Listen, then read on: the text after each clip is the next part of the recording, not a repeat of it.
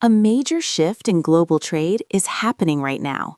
Australia and the European Union have just agreed on a sweeping free trade deal that could reshape supply chains, lower consumer prices, and strengthen economic alliances at a time of growing global uncertainty. After nearly 8 years of complex negotiations, leaders from Australia and the EU finalized an agreement worth around 10 billion Australian dollars. Both sides describe the deal as a major win-win, highlighting long-term cooperation and stronger economic ties between the two regions. One of the biggest changes under the agreement is the removal of most tariffs on agricultural goods. Australian exports such as wine, seafood, dairy products, wheat, and barley are expected to gain easier access to European markets. This could significantly boost export opportunities and improve competitiveness for producers.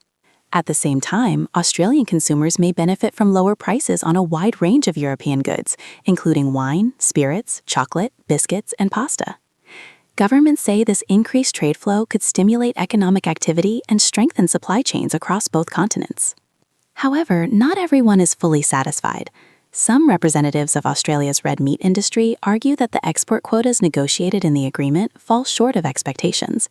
They believe the deal represents a missed opportunity to expand meat exports more aggressively into the European market. Beyond agriculture and consumer goods, the agreement also includes plans for deeper cooperation in strategic sectors. These include defense industries, maritime security, counterterrorism efforts, and even space technologies.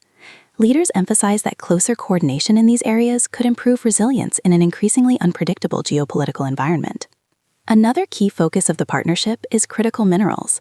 Australia is one of the world's major suppliers of resources like lithium and tungsten, materials that are essential for modern technologies such as electric vehicles, batteries, and renewable energy systems. Joint projects between Australia and the EU could help secure future supply chains and reduce dependence on limited global sources.